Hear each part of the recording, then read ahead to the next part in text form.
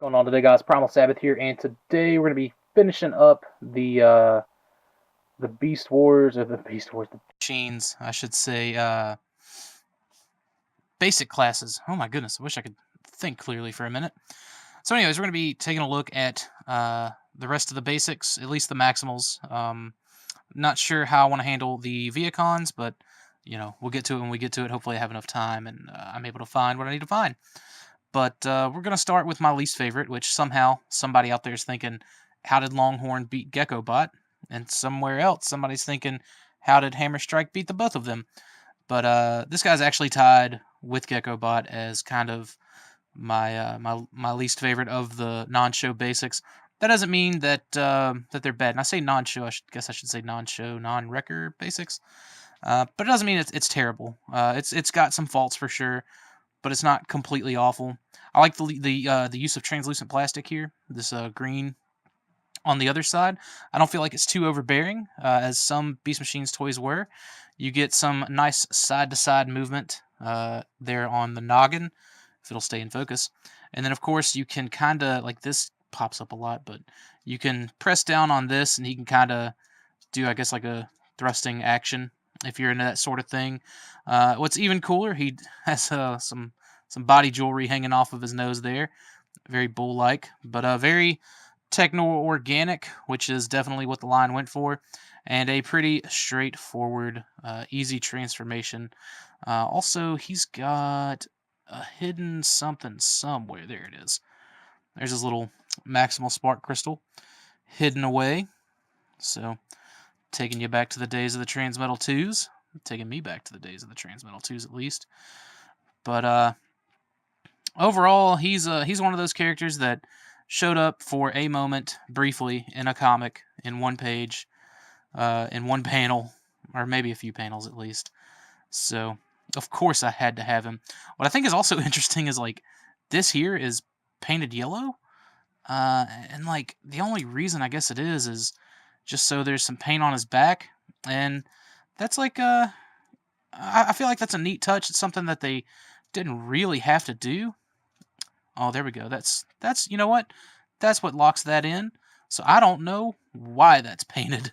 I've kind of been curious as to why this was like this, but now that I see that can fold over that, so I really don't know why that's painted yellow. Uh, we all learn new things. So here's where I run into some of my personal problems with the figure. Me personally, this is how I have him transformed. This is how I choose to display him, and he doesn't have any hands, and that's really unfortunate. It's like you can't. I mean, he has hands. If you look closely, you can see them here. They're just permanently holding these bludgeoning weapons at a very weird angle. So it's like he's always got these KFC original recipe drumsticks in his hands, and he's just gonna beat you down with them. But I kind of like to think that maybe this little hole right here is the the proper hand, I guess you could say. But I mean, as soon as you see the hands there, it kind of ruins it for you. At least it ruins it for me. You can do whatever you want to with this tail. I usually flip it up. But other than that, you can't really. This can't really go up too much. Maybe it can. Oh no, I'm definitely not going to force it any more than that either. It definitely stops there.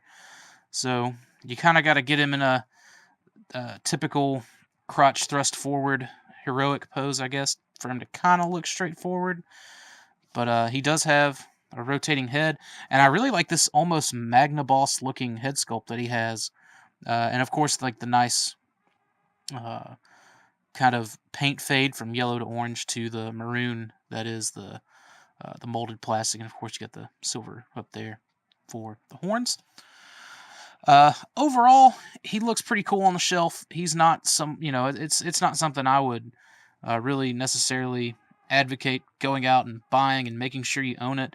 But it's a fun enough figure to flip back and forth, and I kind of like just the typical, uh, you know, bull with the ring becomes the chest. It's just a typical, Beast Wars, I should say, transformation. So overall, I dig it. He looks good with the other basics. That's where I have most of them. kind of all hanging out on that post Beast Wars display that I have. But overall, I just wish that he had some actual hands.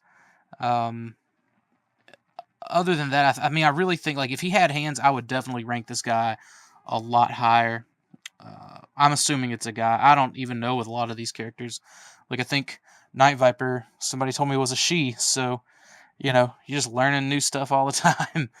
But but yeah. Anyways, the green translucent looks good as his actual chest. I do dig that. Other than that, if you can find this thing, like $5 or $6 at a con, pick it up. Like I said, it's fun enough. Um, if not, it makes for a good kind of custom fodder. Although I don't feel like it's very armyable. Granted, the Maximals really don't need to be armyable. There's so many Maximals in the Beast Machines and like post Beast Machines universe line that like there's one Maximal that I do want to be armyable, and we'll get to that when we get to it. But these are kind of a maybe, I guess.